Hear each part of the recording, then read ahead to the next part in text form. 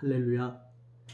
3월 6일 금요일 하나님 허락하신 이 하루도 오직 주님 말씀의 은혜에 붙들려 살아가기 원합니다. 함께 찬송합니다. 찬송가 149장 주 달려 죽은 십자가 149장 함께 찬송합니다. 주 달려 죽은 십자가 우리가 생각할 때에 세상에 속한 욕심을 헛된 줄 알고 버리네. 죽으신 구주 밖에는 자랑을 말게 하소서. 보혈의 공로 힘입어 교만한 마음을 버리네. 못 박힌 손발 보니 큰 자비 나타내셨네.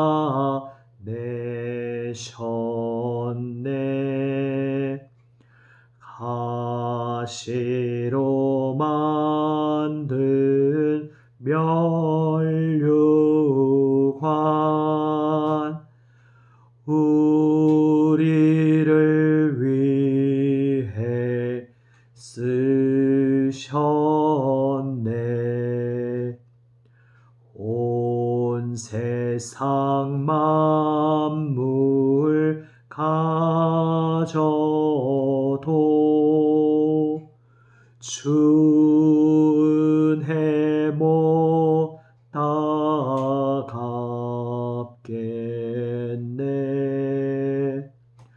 놀라운 사랑 받은 나 몸으로 제물 삼겠네.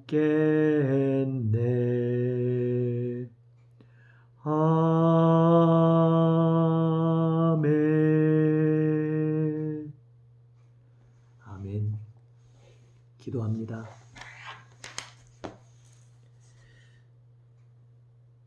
아버지 하나님, 주님 말씀 앞에 엎드립니다. 저희의 눈을 열어 주님의 법에 기이한 것을 보게 하여 주시옵소서.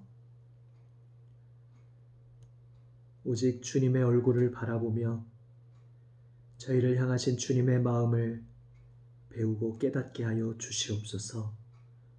오늘 이 하루 온전히 주님 손에 붙들려 주님만 따르기 원하오니 주님 말씀하여 주시옵소서. 우리 구주 예수 그리스도의 이름으로 기도드립니다. 아멘. 하나님 말씀 함께 읽습니다. 말씀은 마가복음 8장 11절에서 21절 말씀입니다.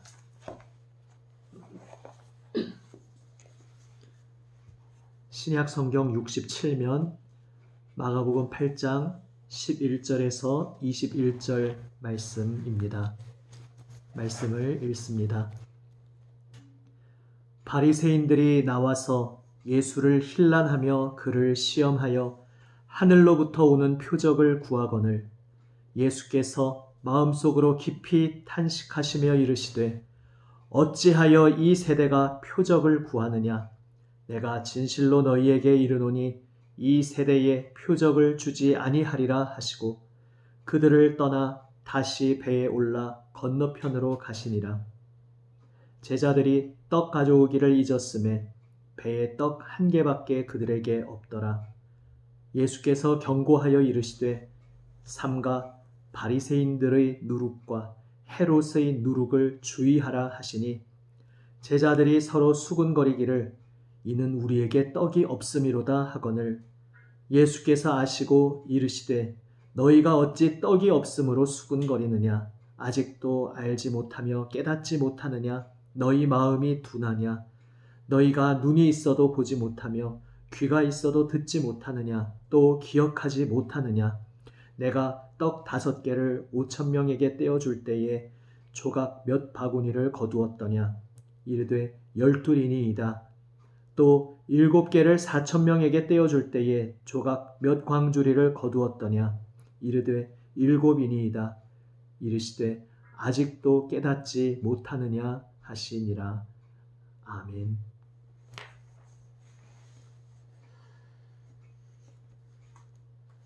다시 유대인들의 지역으로 온 예수님에게 바리새인들이 나와서 기다렸다는 듯이 공격하기 시작합니다. 그들은 당신이 하나님으로부터 온 자라는 것을 한번 증명해봐라.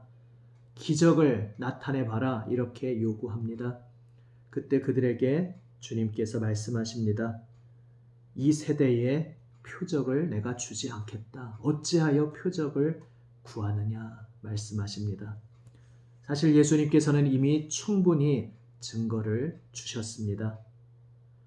마음을 흔들어 깨우는 빛을 비춰 주셨습니다. 하나님의 진리의 말씀을 들려 주신 것입니다. 그런데 그 말씀이 내 귓가에 울려 퍼지고 있음에도 불구하고 그들은 어둠 속에 그대로 주저앉은 채 귀를 틀어막고 예수님을 쳐다보려 하지 않았습니다. 그렇게 마음 문을 굳게 닫아 걸어 잠그고 있는 이에게는 그 어떤 것도 표적이 될 수 없다. 도리어 저항하고 받아들이려 하지 않는 것 때문에 완악함 때문에 표적을 구하는 것이라고 말씀하신 것입니다. 그리고 이제 제자들과 함께 가실 때에 예수님은 말씀하십니다. 바리새인들의 누룩과 헤롯의 누룩을 주의하라. 여기서 누룩은 비유로 말씀하신 것인데 제자들은 누룩이라는 단어를 듣자마자 자신들의 생각을 가득 채우고 있는 것으로 생각이 옮겨갑니다. 아 맞아, 빵. 지금 우리에게 식량이 얼마나 남았지? 보니까 한 개밖에 없는 겁니다. 아차, 미리 여유 있게 식량을 준비했어야 되는데 우리가 깜빡 잊어버렸다. 예수님께서 그래서 지금 그것을 말씀하시는 것이구나. 이렇게 예수님의 말씀을 완전히 엉뚱하게 오해합니다. 내가 무엇을 바라보고 있고 어디에 온통 생각이 쏠려 있느냐에 따라서 예수님의 말씀을 전혀 다른 엉뚱한 방향으로 들을 수 있는 것입니다. 그들에게 말씀하십니다. 아직도 알지 못하느냐? 아직도 깨닫지 못하느냐? 마음이 이토록 둔한 것이냐? 무슨 이야기입니까? 예수님을 대적하는 그들은 그렇다 치더라도 이제 마음을 열고 예수님을 따르고 있는 제자들은 주님께서 무엇을 보여주고 계시는지, 어디를 향해 가고 계시는지 이제는 알아야 하는데 왜 아직도 엉뚱한 것에 마음을 두고 예수님의 말씀을 제대로 알아듣지 못하고 자기 방식대로 자기들의 가득 찬 생각대로 엉뚱하게 곡해하고 있는 것이냐 말씀하십니다. 우리가 살아가는데 빵이 필요합니다. 빵이 없으면 곧 식량이 없으면 음식이 없으면 곧 그것은 죽음으로 이어지기에 당연히 우리에게 절실한 문제를 하겠습니다. 그리고 하나님께서도 그것을 잘 아십니다. 우리가 음식을 먹어야 살 수 있도록 창조하신 분이 바로 하나님이시기 때문입니다. 그래서 예수님께서도 사랑하는 이들에게 그들이 굶주리지 않도록 먹을 것을 주셨습니다. 지금 그 사건을 예수님이 언급하고 계십니다. 왜 먹을 것 때문에 염려하느냐? 이미 앞에서 떡 5개와 물고기 2마리로 5,000명이 먹었던 사건 너희가 경험하지 않았느냐? 떡 7개로 4,000명이 먹었던 그 사건을 다 잊어버렸느냐? 지금 너희가 나와 함께 있을 때에 정말로 어디에 마음을 쏟아야 할지 아직도 이렇게 깨닫지 못하는 것이냐 말씀하십니다.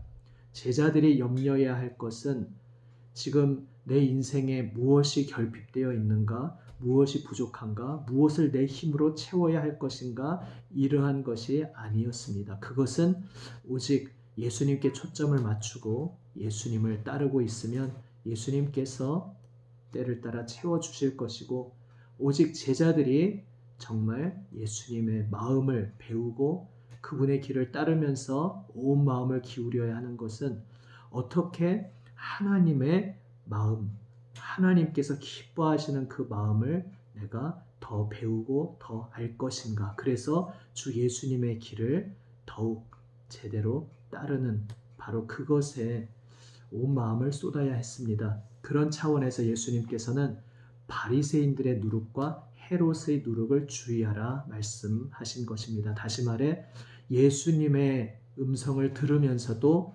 예수님을 쳐다보려 하지 않고 귀를 막고 있는 대표적인 사람들, 바리새인들과 헤롯, 그들의 잘못된 생각들, 잘못된 방향성에 물들고 휩쓸려 가지 않도록 예수님을 따르는 길에서 주의하고 경계하라고 말씀하시는 것입니다. 뒤집어서 말하면 내가 예수님을 대놓고 떠나고 반역하는 꼭 그 길이 아니라 나는 예수님을 따르고 있다고 생각하는데 나도 모르게 속아서 혹은 나 자신을 속여서 예수님을 내가 믿고 있다고 생각하지만 어느새 바리새인들의 누룩 혹은 헤롯의 누룩, 그 거짓된 속임수에 내가 걸려 넘어질 수 있다는 것입니다. 그러면서 나는 예수님의 길을 제대로 따르고 있다고 스스로를 속이고 착각할 수 있다는 말씀입니다. 바리새인들의 누룩이라고 하면 지금 마가복음을 읽으면서도 계속해서 바리새인들과 관련된 이야기들이 나왔고 예수님께서 그들에 대해서 무엇을 책망하셨는지 우리는 보았습니다. 그런데 여기서 의아한 것은 헤롯을 따르는 무리들에 대해서는 그다지 언급을 하지 않았는데 여기서 갑자기 헤롯의 누룩을 말씀하십니다. 마가복음 전후 문맥을 찾아보면 마가복음에서 먼저 앞에 3장 5절에서 바리새인들이 예수님을 대적하면서 예수님을 해치고자 모의하는데 그때 헤롯 당이 함께 모의했다, 이런 이야기가 등장합니다. 사실 바리새인들과 헤롯 당은 정반대의 입장에서 대립하던 자들이었습니다. 바리새인들은 남들이 보기에는 정말 하나님을 진지하게 따르고 하나님 율법을 잘 지킨다고 자타가 공인하던 사람들이었습니다. 하지만 예수님에 의해서 그들의 정체가 폭로되었는데 알고 보니 겉과 속이 다른 위선자였습니다.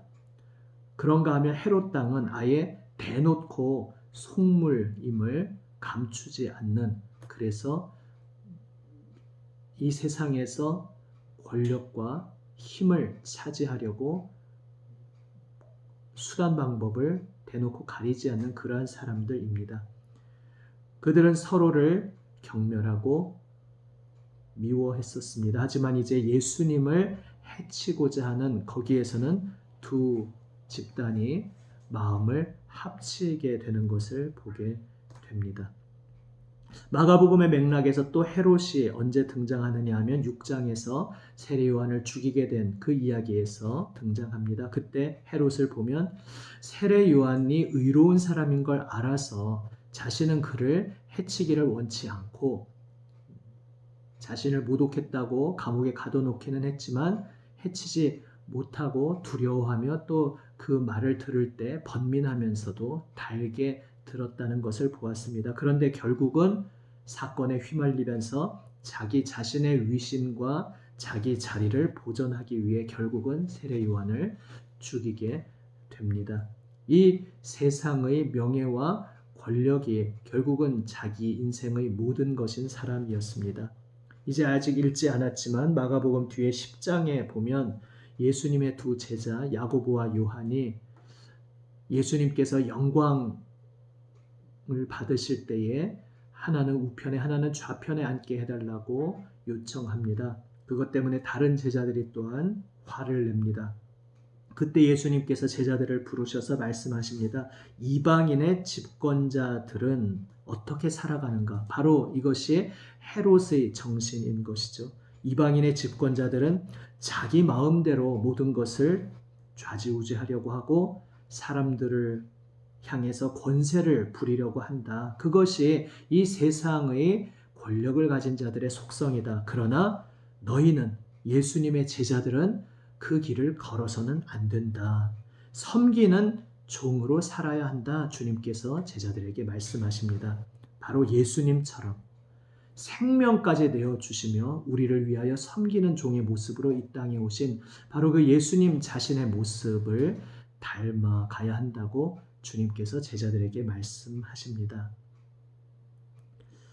오늘 우리 시대에도 신앙의 길을 걷는다고 자처하면서도 자기도 모르는 사이에 함정에 빠지고 탈선하고 엇나가는 위험이 도사리고 있습니다.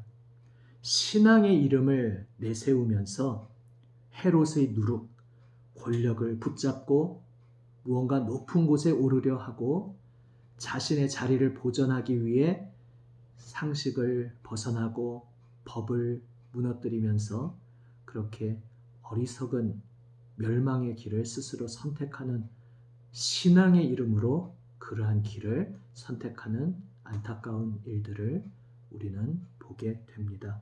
그리고 우리 스스로를 돌아봅니다. 우리도 예수님을 온전히 바라보고 있지 않으면 내 생각이 엉뚱한 곳에 팔려서 다른 데 신경 쓰고 있으면 당장 내가 무엇이 부족할까, 무엇이 결핍되어 있을까, 식량이 없으면 안 되는데 여기에만 골몰하다가 예수님의 말씀을 엉뚱하게 곡해하며 잘못 들었던 제자들처럼 우리도 엉뚱한 곳에 내 마음을 팔고 있다가 예수님의 말씀을 제대로 듣지 못하게 될 수 있습니다. 우리의 마음속에서 빛을 점점 잃어갈 수 있습니다.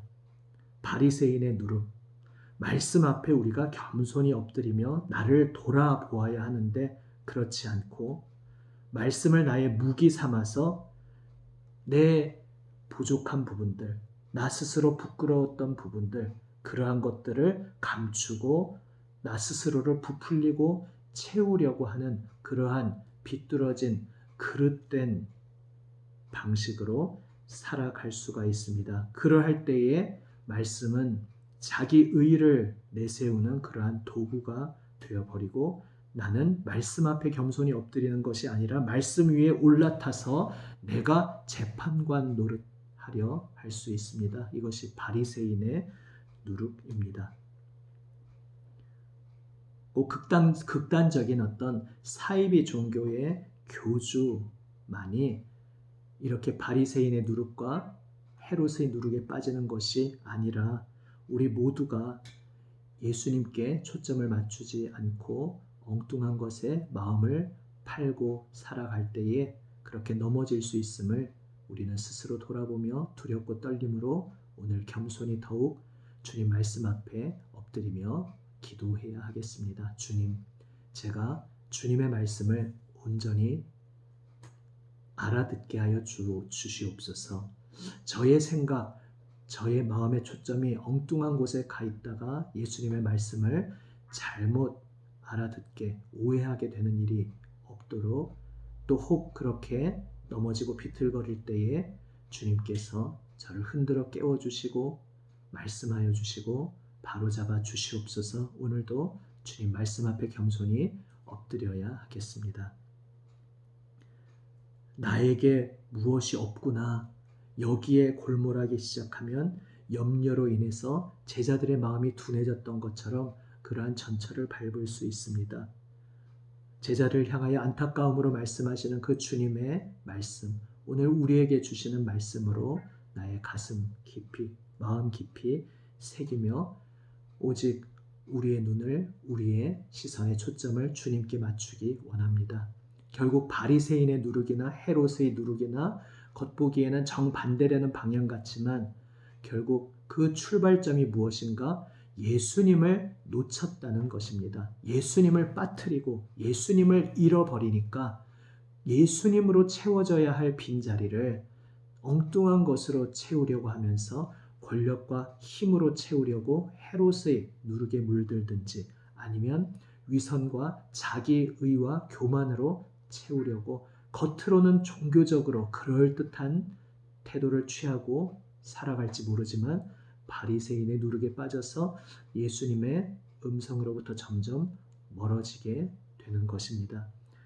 예수님 빠뜨린 거짓 신앙, 예수님 없는 그러한 종교의 길이 아니라 오직 날마다 예수님께 초점을 맞추고 나를 새롭게 하시고 나를 바로잡아 주시는 예수님의 말씀만 붙잡고 따르는 우리 모두가 되기를 원합니다. 오늘 이 하루도 오직 예수님 바라보면서 나에게 말씀해 주시고 나를 어루만져 주시고 나를 흔들어 깨워 주시고 잘못된 길로 갈 때 또 때로 안타까움으로 꾸짖어 주시고 또 우리가 두려워할 때에 우리를 토닥거려 주시며 든든하게 두 팔로 붙들어 주시고 진리의 길로 생명의 말씀으로 우리를 이끌어 주시는 그 예수님의 은혜의 능력이 그 놀라우신 동행의 손길이 우리 모두와 함께 하시기를 우리 주님의 이름으로 축원합니다.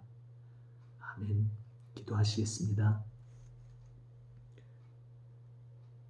아버지 하나님, 예수님 믿고 따른다고 하면서 저희 자신에게 무언가 결핍되어 있다고, 무언가 내가 연약하다고 두려움 속에서 거짓되게 헛되고 엉뚱한 것으로 저희의 빈자리를 채우려는 어리석은 길에 빠질 때가 있습니다. 참 많습니다. 아버지, 주여 저희를 불쌍히 여겨주시고 엇나갈 때마다 다시 주님을 바로 바라볼 수 있도록 말씀하여 주시옵소서. 주님 음성 듣는 데에 둔하여지지 않도록 저희를 날마다 흔들어 깨워 주시옵소서. 주여, 저희 자신의 고집과 완악함으로 주님의 음성을 듣지 못하는 어리석은 자리에 빠지지 않도록 주여 인도하여 주시어서 아버지 하나님, 오직 살아계시며 인도하시는 주님의 말씀 앞에서 늘 저희를 돌아보며 겸손히 주님만 의지하며 그리하여 세상 헛된 것 의지하는 것 아니라 오직 주님만 신뢰하고 따르는 가운데 생명 내어주시기까지 섬기신 그 예수님의 사랑의 길을 배우고 따르게 하여 주시옵소서. 주님, 오늘도 그 풍성하신 은혜의 손길로 저희를 인도하여 주시고 이 연약하고 연약했던 제자들이 마침내 끝까지 붙들어 주시는 예수님의 손길로 인해 주님께 쓰임 받았듯이 주여 저희의 인생길을 붙들어 주시고 저희를 인도하여 주시옵소서. 우리 구주 예수 그리스도의 이름으로 기도드립니다. 아멘. 하늘에 계신 우리 아버지, 아버지의 이름을 거룩하게 하시며 아버지의 나라가 오게 하시며 아버지의 뜻이 하늘에서와 같이 땅에서도 이루어지게 하소서. 오늘 우리에게 일용할 양식을 주시고 우리가 우리에게 잘못한 사람을 용서하여 준 것 같이 우리 죄를 용서하여 주시고 우리를 시험에 빠지지 않게 하시고 악에서 구하소서. 나라와 권능과 영광이 영원히 아버지의 것입니다. 아멘. 이제 계속해서 말씀 붙잡고 주님의 긍휼과 자비를 의지하며 기도하기 원합니다. 또 이 시국에 계속 매일 기도하고 있는 것처럼 이 질병으로 고통받고 있는 우리의 사랑하는 이들을 위해서 또 수고하고 이것을 극복하기 위해 애쓰고 있는 모든 이들을 위해서 또 우리 모든 국민들, 우리 이 지역 주민들을 위해서 계속해서 기도하며 또한 성도들의 온전한 믿음을 위해서 계속 함께 기도하기 원합니다. 함께 기도하시겠습니다.